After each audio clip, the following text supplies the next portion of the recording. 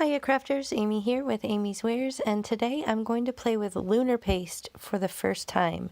So I have a panel here of black cardstock, an A2 size card base of heavyweight white cardstock, this Geo Triangles 3D embossing folder from Altenew, and here is the silver Lunar Paste that I'm going to be using today. Now I have been using Gilding Polish, and I did want to compare the two, so that's what I'm going to do here today. Here's a photo of the finished card to show you where we're going. But to start, I'm just going to do a very light spritz of water on this black cardstock before I load it up into this 3D embossing folder and run it through off screen through my die cutting machine. And I do have a Spellbinders Platinum 6. So I'm just lining this up to make sure that the lines are straight, and then I will bring it back with all this amazing 3D dimension. Now I'm looking here debating on whether I want to do the embossed or the debossed side, and I'm thinking for this technique I really just want to highlight those edges, so I decide to use the back side with this little foam blending tool and this Lunar Paste. Now, like I said, this is my first time using it. This is the only color of Lunar Paste that I have. I got it on my recent scrapbook order. But I get a lot of questions on how it compares to the metallic gilding polish that I often use. So I had the sneaking suspicion that it is very similar, but I did want to get a bottle of it to try it out.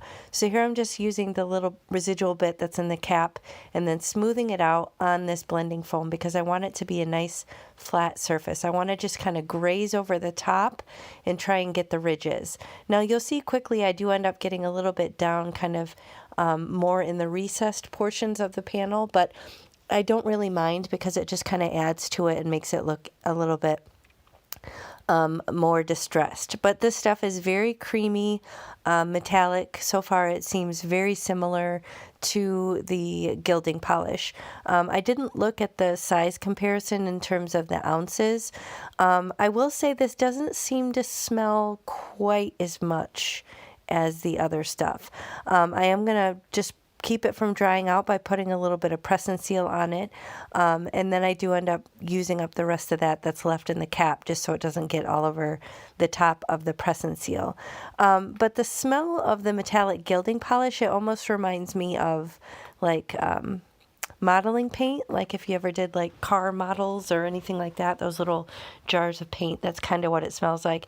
And this stuff smells similar to it, but it just maybe isn't quite as strong. So I don't know if that's just case-to-case basis based on the color. But either way, when using something like this, it's probably best to do it in a well-ventilated area with an open window or something like that. So here I'm just kind of smearing this on some, it's kind of an inexpensive purple white core cardstock that I had lying around. I figure I'll throw that in my card box and figure out some way to use it later. But ultimately, I just wanted to get that extra Lunar Paste out of the cap so that it didn't make a big mess when I closed the bottle back up. So I'm just smearing it all over, and I'll just set that aside to dry with the other panel. I'll show you in a minute here the Gilding Polish, which is the product that I usually use. But here I'm just testing it out, and just like the Gilding Polish, it dries really quickly and does not rub off, which is definitely a plus. So here's a bottle of the metallic Gilding Polish. You can see you can open it up and pop off. It comes with this foam in here, which does get hard as it dries, but I still just keep using it. It softens up when you re-moisten it, but you can wash it as well. But you can see here, very similar kind of creamy consistency. So I would say, yeah, with this little bit of experience so far, I would say the two are very similar in how they work, and that they don't rub off, that they lay like a really nice sheen, thin layer that dries quickly. So yeah, I would say they're very comparable, and I will link both as well as the other products in the video description box below. Now this is my, it used to be a chocolate box, but now I use it for card bases. This was actually a finished card, which I totally mangled what I was trying to say, so I just chopped off the front and I'll put it on another card later. So I don't know if that happens to you, but every once in a while I will just mess up something so bad with my writing that I just have to chop off the card front and start over and put it on a new card base. So here I'm flipping through my sentiment book. This is my storage solution for my die cut sentiments. Just figuring out which one I want to use.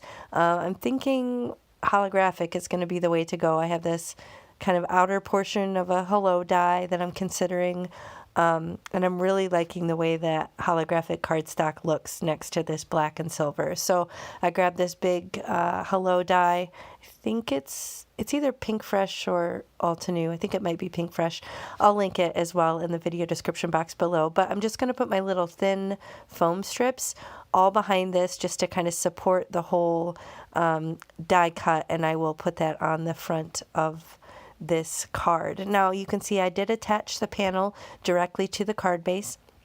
I don't have it raised up with any additional dimension or anything like that, and it does cover the full front of the card base. So it's 4 1/4 by 5 1/2 is the US A2 size. And here I'm just putting these little fiddly bits all over the back of this die cut, and then I will put another strip on this sentiment strip. This is from Tailored Expressions. So I'm just going to trim that down, remove all the backer, and then put that on the front of the card. So easy peasy. Has some pretty dimension from the embossing and as well as the sentiment being popped up, but overall very simple and easy to create. So I hope you enjoyed this. If you did, please hit the thumbs up, and I appreciate you spending time with me today. I'll catch you next time. Bye.